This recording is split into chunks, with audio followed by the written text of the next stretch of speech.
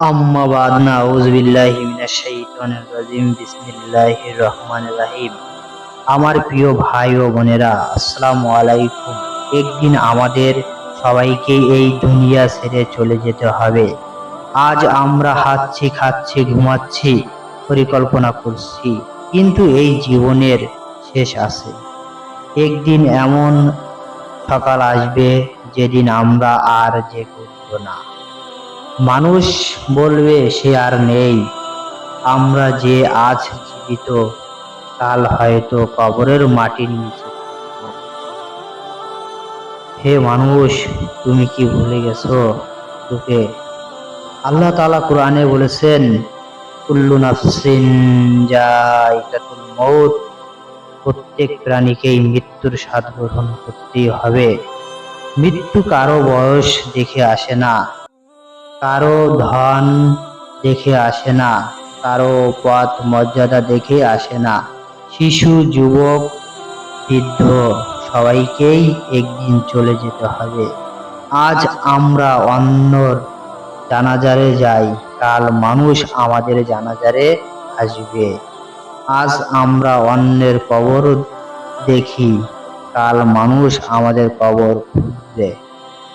ভাবার বিষয়, একদিন আমার দেহটা থাকবে নিথর, চোখ থাকবে বন্ধ, প্রিয়জনেরা কাঁদবে, কিন্তু আমি কিছুই শুনতে পাবো না। আমার মোবাইল, টাকা, ঘর বাড়ি কিছুই তখন আর আমার থাকবে না। আমার সঙ্গে থাকবে শুধু আমার আমল। কবরের জীবন কত কষ্টদায়ক।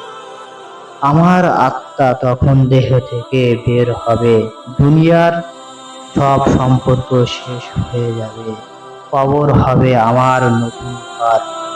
ঘর হয়তো জান্নাতের বাগান হবে, অথবা জাহান্নাম।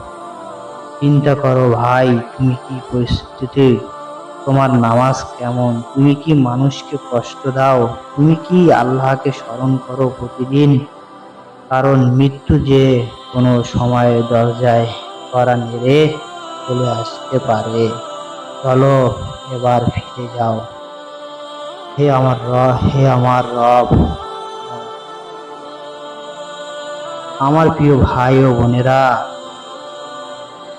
আজই তওবা করি, আজই নামাজ শুরু করি, আজই আল্লাহর দিকে ফিরে যাই। কারণ হয়তো আমাদের আর সময় থাকবে না। শেষ কথা, শেষ কথা ভাই আমার, অনুরোধ করে বলি, প্লিজ ভাই, আমি একদিন মারা যাব, এটাই ভয় পাওয়ার কথা নয়, বরং পরিস্থিতির কথা। যে মৃত্যু নিয়ে প্রস্তুতি নেয়, তার মৃত্যু হয় শান্তিময়, আর কবর হয় প্রশান্ত। তারও জান্নাতের স্থান নিশ্চিত হয় ইনশাআল্লাহ। আমাদের সবাইকে আল্লাহ তাআলা আমল করার তৌফিক দান করুন।